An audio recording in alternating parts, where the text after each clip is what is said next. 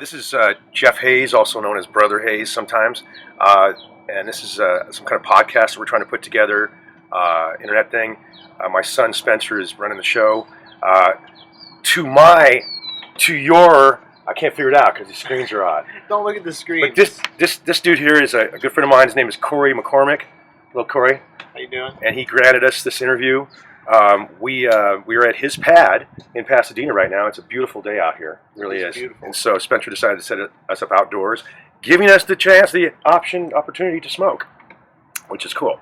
So we're going to start out with how Corey. How did we meet? And we're going to get into like who you are and what you've done in the music scene. And so we met in 1999, I believe. It was. It was 99, and I had. It's all about auditions.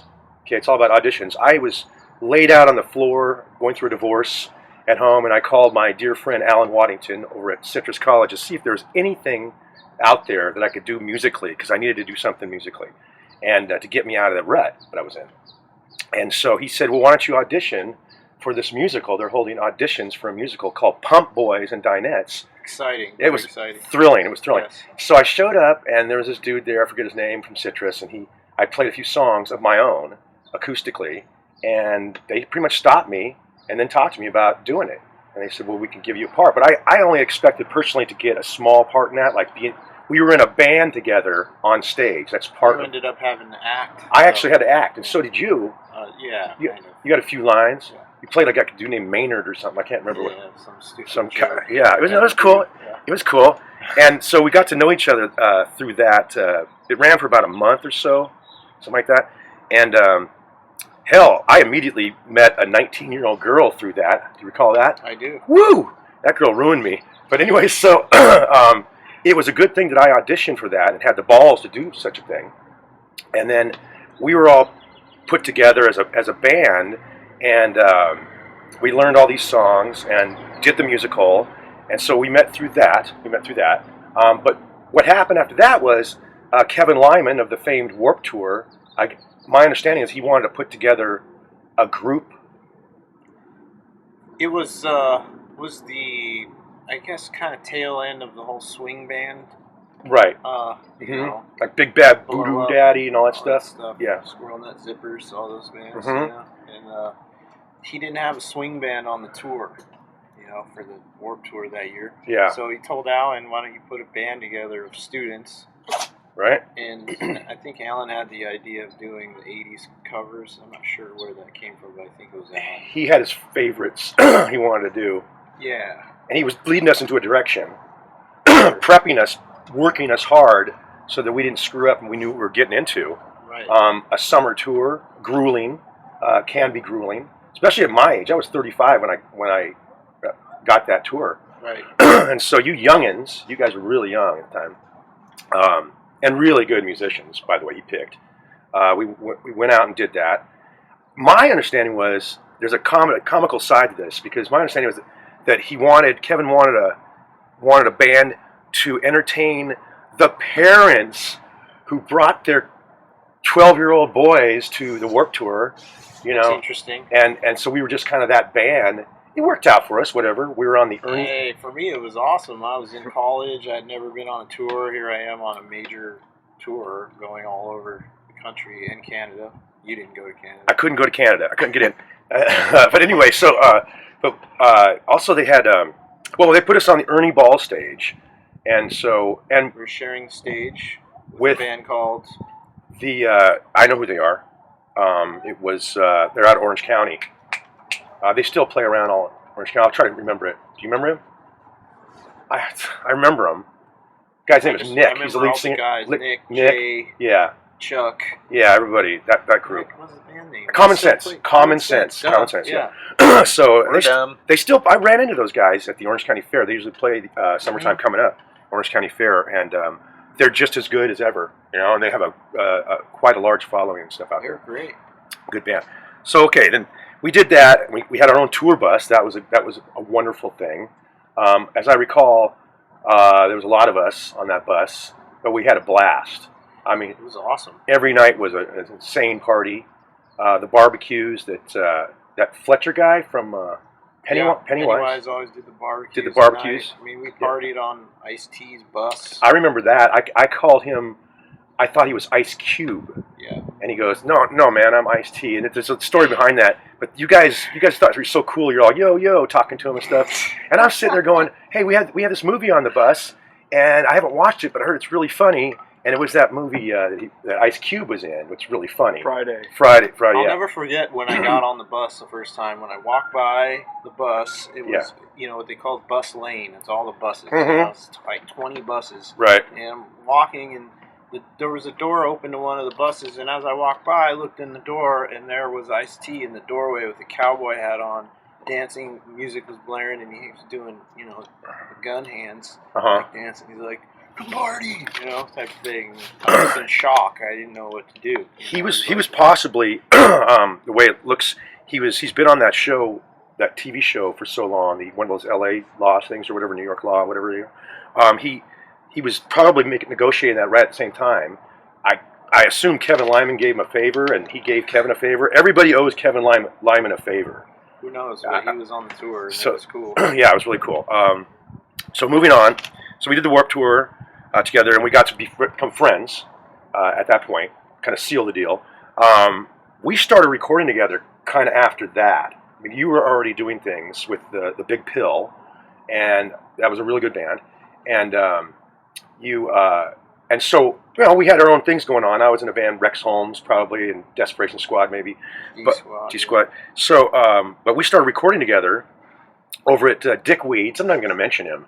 At Dick Weeds. Let's just call him Dick Weeds. Dick Weeds sounds good. We started recording him. He's got a good studio and all that stuff, but he just kind of blew it. It's a great studio. He just kind of blew it. He lost about 10 of our songs, maybe, that we had worked on. A whole album worth of like an album of songs that I busted my hump. Yeah. Get putting together. Me too. I had to get musicians. Absolutely. Playing other instruments.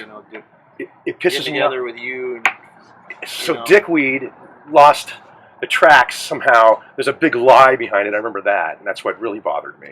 But we did some songs. We did a song called "We Monster," which I'm particularly proud of. And maybe we'll get a chance to have this on the. I love that song. Yeah, it's so fun to do. You nailed it too. Sad that it's not. Joey K did a great job on drums, and so we nailed that song. But oh well, we still have a version of it, but it's just we don't have the masters. We can't do anything. He lost the masters. So okay, and that's that. We continued our relationship that way. During that time, I was living in Pomona, and I remember talking to you on the phone every once in a while, see what's going on. You went out and auditioned, balls out maneuver, for Chris Cornell. And I remember you telling me that a couple days before that you got the audition, and you stayed up. You're gonna stay up all night on coffee, and work on these 4 songs that they gave 5 songs. 5 songs, okay. And so that was like a Saturday night or something, or Friday night or something. I think it was a Thursday night. Thursday night. I had to be there Friday in the morning. And what was that like auditioning? Was he there? Was Cornell there? Or? He was. He was there. Yeah. Was he? My surprise, I didn't think he would be there. Was he singing with you? He did. Okay. Yeah. And instantly, did you think you got the gig, or? Absolutely not. It was a cattle call. There was, it was my first. I was doing auditions already in town for the guy, Barry Squire. He does all the. He's kind of putting people out there. Yeah, when there's auditions, people call him to get the musicians in and all that kind of stuff. Set up a room for him. He has a business. That's cool. Does he get a percentage of what is that business? Not sure how it works. I've never really talked in depth with him about it. It must be the major player in the band. For instance, Chris Cornell, his management must pay him something, right? Yeah, he's getting paid for sure. Well, that's cool. And are you still with that guy? I haven't done anything for him in a long time because he's doing a lot of stuff for he's always in need of really young musicians, 17 to 23. Christ, you see, it's the problem with this world today in music. And he always puts real age. It's like you can't. Really? If you look younger, you can't fake it. That's interesting. That's interesting.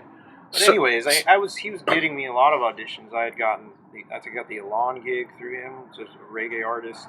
I was playing with this chick singer for a long time, like rock and roll stuff. We never toured with her, but they paid me monthly to just rehearse. be in the band. Wow. She got shelved by the record company, but she was really good. Ramaduke. Ramaduke? Yeah. Ramaduke. All right. And, yeah, so and I was playing with Hoffa. All right. And Hoffa's He's doing really well right now, right? Yeah. Well, he's actually in Brazil right now because his dad ain't so good. But well, I'm sorry to hear that. Yeah, I think he's getting better. Musically, he was doing that TV show, wasn't he? And all these. The Voice. The Voice. But he had to leave The Voice to go down to Brazil because his dad is down there. Well, that makes sense. That makes sense. So I called you probably that weekend, and I asked you how to go. Right, you got the gig. I think you might have called me. I got the gig with Cornell. Yeah, it was like 4 callbacks. I was so excited for you. I took the call. I remember taking the call. It was Tuesday when they called me. Okay. And I stood outside in my backyard in Pomona, and I was like going, wow, he got it. That's good. That's good. And I won't mention your friend also auditioned that did not get that gig. And that's cool. That's cool. I mean, at least he tried. And then, so you got that. You went out with Cornell for like 3 years. Is that true? Mm-hmm. And you recorded with Chris Cornell as well. I've seen things on the internet where you are in the studio with him and doing all that kind of stuff. Oh, we didn't really ever do a studio record, but we played, like, our first real gig was for K-Rock. Okay. So we did an in-studio performance. Oh, okay. That's what I saw. That's probably what you saw, yeah. And I played bass on one of the remixes of that Long Gone, it's called, the song. Long Gone? It was on the record he did with Timberland. Okay, yeah. I remember when that was coming out. It was kind of strange. A different direction for Cornell, but whatever. No comment. No comment. And so, but he is so talented. I saw Chris Cornell before you performed with him. I saw him. We got to sit front row last minute. Tracy Robar and myself. I got to sit out front row in Anaheim at some place, and he came out, and we were just blown away with his voice, and just like his ballads were incredible balladeer, and we couldn't take it. There was like 4 songs into it, and we're just too close, and we just him with the guitar. It was a band. Oh, yeah, a band. And but we couldn't. I didn't know much about him. I wasn't following the West whatever. It's not really your style either. But he was so good. I was like, we had to get out of there. I go, he's amazing. We got to split, man. I can't take this anymore. So we got out of there, and then you got that gig, and then I got the chance several times to see you perform with him. And again, just an amazing artist and great songwriter, unbelievable. Then he got back with Soundgarden, I guess. Probably money. Yeah, he did solo. He was on a solo tour for like a year before they did Soundgarden. Okay. Well, there you go. So that's that. Now you also, so when that ended, you auditioned for Roger Daltrey. I remember that as well. And can you tell us how that went? What was that all about? It was kind of a last-minute call, and a friend, actually, Peter Thorne, who played guitar with me. I remember that guy. Cornell's band. I remember that guy. Knows Frank Briggs. He's a guitar player, local guy actually, who lives in Altadena. Mm-hmm. But he's the musical director for Daughtry, so he called me. And there's a musical director for Daughtry? Yeah. Does Chris Cornell have a musical director? No. He's got a wife, right?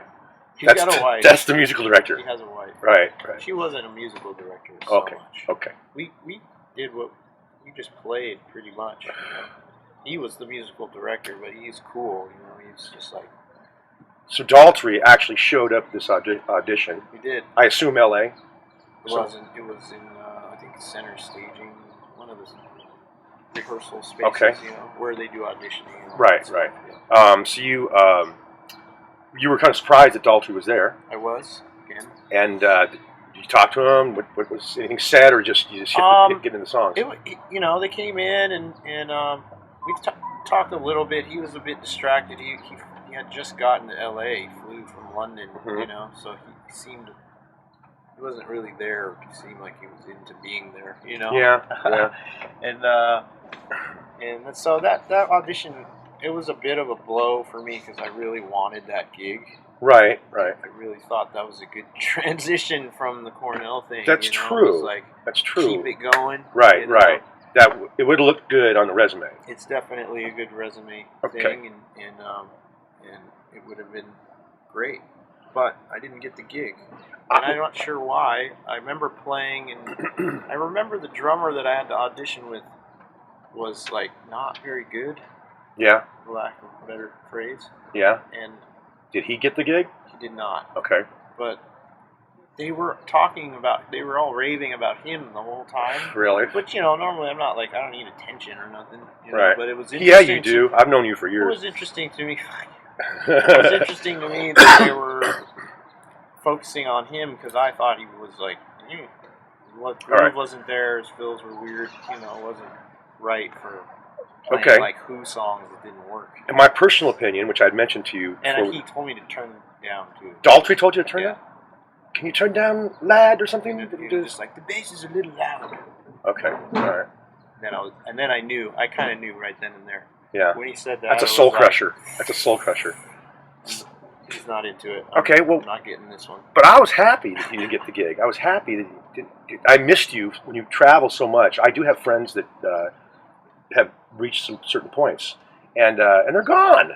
They're gone all the time. So hard on us too, Jeff. I know it is. But I'm sitting at home going, I need a song to record. And I have to have you as a bass player because, frankly, you're good. So you don't know anyone else. I do know some people, but I don't know any good bass players. Sorry, I said that. Okay, so but I was glad that you didn't get the gig. And it wasn't for selfish reasons. It was really because later when I saw Daltrey's group perform, or hearing about them, and I saw something maybe on a late night TV show or something like that, I was like, he should have had Corey, because you bring a band. Your background. I think that when I saw him too, they played in one town we played in with Cornell. They were actually the same venue. I think it was like a Hard Rock or something. Had different stages. And they played before us, so I got to go watch. Yeah. A little bit, and I was kind of happy I didn't get the gig either, because it was what I thought. Because when he told me to turn down, then I was like, oh, he just wants like. It felt like he just wants like karaoke band behind him. He deserves it. A more toned down. It's not. I don't want to give it a negative connotation. Right. It's what he wants to do. Yeah. He just wanted it to be more toned down. Where I went into it going, I'm gonna play like a rock, whistle, right? And I'm gonna fucking. I'm gonna OD. I'm gonna OD on this tour. I'm gonna. So and then after seeing it, the drummer was in the fishbowl. They had. They do that thing. Why is it just sound? Is that sonic? I think he just doesn't want the loud. Yeah, it keeps it from being loud on stage. And, all right. Okay, you can't really hear the drums from the stage. So it's good for a lot of things. It isolates the drums and all that stuff. I get it. When you're playing live, it sucks to play like that, I think, personally. Okay. I mean, you got your monitors and stuff, but still. Yeah, but it's just... There's no... What, does it take away the energy level of the plexiglass is in my way, I mean... Can you spit on the drummer and it will shine through the lights? There you go. Funny. We put plexiglass up for the that tour, this Scream tour that we did with Cornell. Sutter had to put. Yeah. Who? So let's talk about Sutter. Was it Sutter the guy who's playing with Manson? Marilyn Manson right now. I like that guy. Yeah. We partied. He probably doesn't remember, but in New York City, all night long in Manhattan. Together, and he and I hit it off because he was kind of wild, Yep. And I like wild players. It comes out from their personalities. Yeah. It's like songwriters. If they're not wild, you got all these numb people out there right now, and if they're not, and they're probably being told to be numb because it sells to little kids and everything's adults. Dumbed down now. Okay. It's the nature of the beast. But when you got somebody with I hate to use the word edge, but that's the word. Somebody with the edge, it shows in their songwriting too. It translates, and so I'm like, now it's like fake edge. Yeah. Look at me. I got so many tattoos. I listened to the Kanye West record. Oh boy. Because everybody's talking about this record. It's coming out, right? Or is it's out already. It's out. Okay. And it's like, I don't know. We don't want to get. He's trying to be edgy, but it's like too obvious, and it's like. Where do those guys go anyway? Where can they go? It doesn't seem like it's that great to me. Production is amazing. Oh yeah, well they got the money. And the skills, but it seems like that. Where can they go anyway? Where can they go with that edge thing, and their lyrics are so intense. You can be real and talk about real stuff. And what's he going to talk about? Having a baby now? About, no, it's like in 3 different songs he says a similar lyric about having his dick in his neighbor's wife. Who right? needs that? It's like, Who needs that? I don't know. We It's got enough just kinda trouble in this old, world. You know? Yeah. It's played out. Yeah, You have keep you? saying What's it, so like, new about having your dick and wife's? You know, neighbor's wife. yeah, you know? everybody knows that. So It's anyway, bad that this has gone to the screensaver. Oh no, it keeps going. all right, can we take a break? Are you ready, Corey? How about you, Nick? Well, all right, boys and girls, let's go!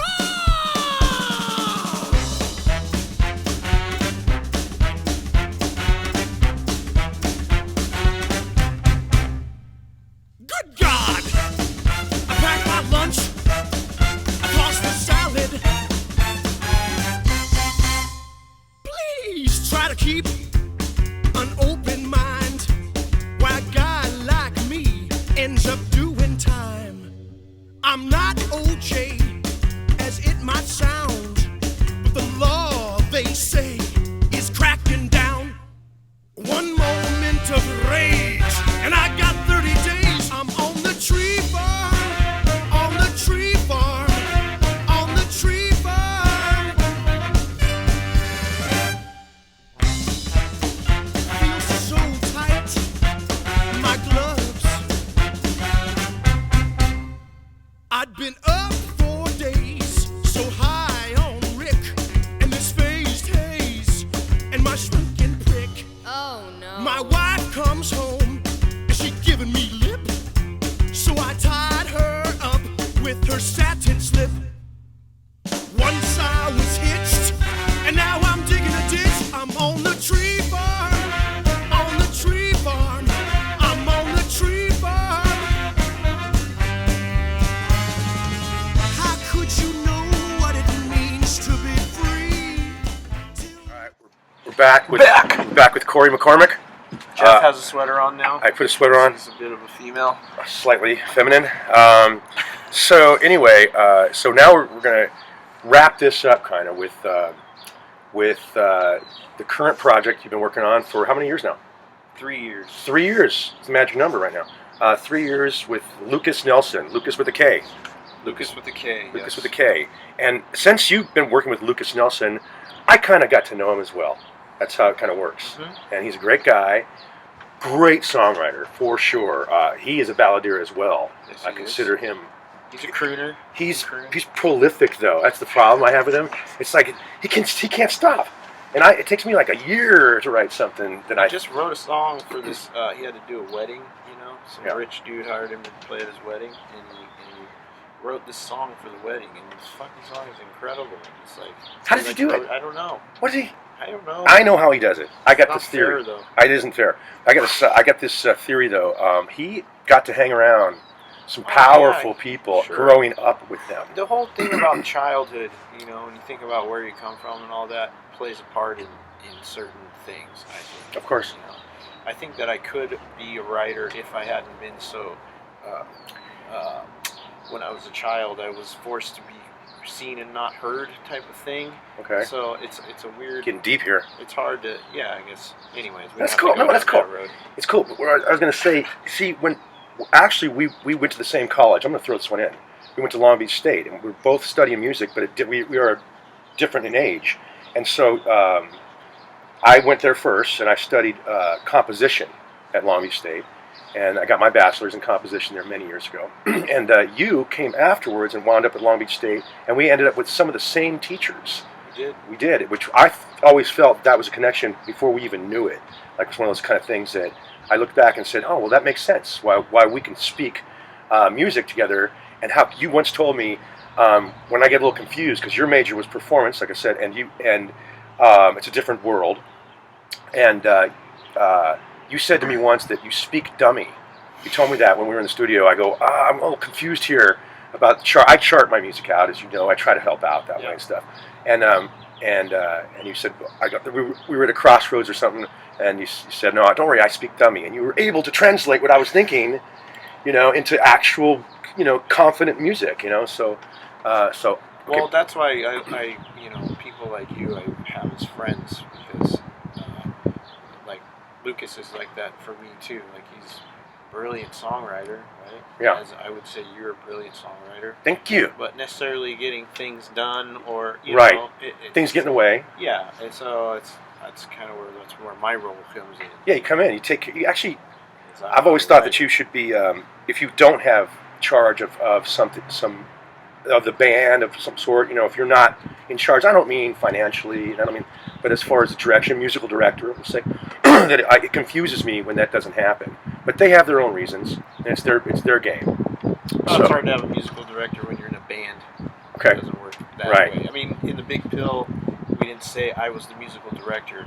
It was more like everything filtered through me in a way. You know? Right. You know, like So you're saying you're the shit filter? shit filter. Shit filter. It's always good to be the shit filter. So back to Lucas and your role in Lucas Nelson and the Promise of the Real. Yes. So through Alan again, is this Alan Waddington? Did you meet Lucas? I guess, yeah, actually, I guess indirectly. Yeah. You know, I got it through Lucas's drummer, Mm-hmm. our drummer, Anthony, he's great. Anthony and I played in a bunch of bands. He went to Citrus College. Right. He's younger than me. I think he was a student when I was teaching there. Mm-hmm. But we ended up being in some bands together, and he's the one who called me to come play with Lucas and jam and stuff. Well, that's cool. That's cool. But Alan is the one who introduced Everybody. everyone to Lucas, because Alan knows Willie in the camp. I Right. think Mickey Raphael called Alan and said, Luke is in LA and he's looking for guys to play with. Mm-hmm. You know, I know you work at the school, music school, do you know any young dudes? So Mhm. he sent Anthony, and Merlin was the original bass player. Okay. Well, so you guys are. I've seen you. You've done a lot of touring. You've been on quite a few late night shows. All the ones that All the majors. And I always enjoy watching that and get excited when I'm told. We always enjoy doing it. That's really cool. It's the only time I really get nervous. But Yeah. it's fun. I was going to ask you, do you get nervous like every other musician, or some people act like they don't get nervous, It but depends on the situation. Not normally, but yeah. if it's those TV things, you got one song, one shot. It's Yeah. not a show. It's not. The audience is 20 feet back. Right. You don't even see them, Mm-hmm. and you get the cameras all in your face, and you have one chance. You make Yeah. one mistake, everyone hears it. It could snowball on you too. Yeah, it can. If you're in a certain You're in your band, mind. yeah, it can start falling apart. Well, that's cool because Luckily, we haven't had that. that's good. That's good. So you guys are playing. You guys are leaving tomorrow. We're flying to Canada. Mm-hmm. Flying to Winnipeg. Doing Canada. a festival you mentioned of some sort. Yeah. Dauphin Country Fest. I would not even know, but because I can't get into Canada. Okay, so I have anyway, a hard time too. It costs us a lot of That's money. right, that's right. you've had similar problems. Yeah. Well, so So we're doing it's the start of a 6-week run, little summer run. and you guys you have a new, is it an EP or something like that that's coming out, or what do you guys? No, we most recent thing that we have out is the Live Endings CD, which is a live. Is it a live thing? Yeah, we recorded it in Austin. Who was in charge of that recording? Did the professionals come out or what? Yeah, a couple guys that work for Jamie Johnson, actually, that we made friends with when we were on the Country Throwdown tour. They volunteered this, like, oh, you're in Austin, and we live there, like, Yeah. come down. That's cool. It's good to have those kind of I was friends. in Austin. Well, okay, so you got that going for you, which ain't bad. That ain't It's bad. You are kind of recently married. And 2 years. We just 2 had a years. 2-year anniversary. That's nice, and I happen to know your wife. She's lovely. Well, we appreciate you coming on our show and all that stuff. And Spencer Hayes hooked this all up for us. And Thank you, Spencer. it's always good to see Corey McCormick when I get a chance to. And we're recording currently. We are doing some recording on the side. So We are. we'll throw that in your face at some point. And that's about it. Corey, thank you so much. Okay. Appreciate it. Good to you. see you, my Good to see friend. you. Be safe out there on the road. I will. Say hi to everybody. Say hi to the boys. I will.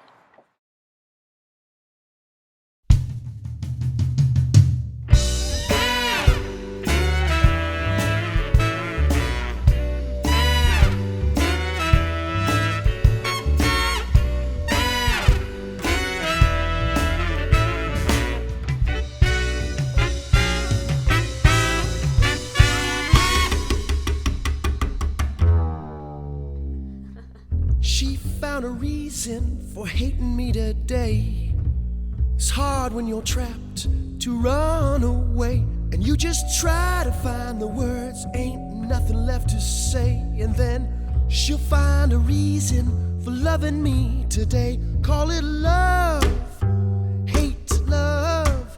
Call it love, hate love. She's my love, hate love, love. Sure, I call her my sweet sun ray, the sole assumption on the dividends she pay. But I've added up, ooh, the losses I take, they equal love that we both learned to hate. Call it love, hate love. Call it love, hate love. She's my love, hate love, love.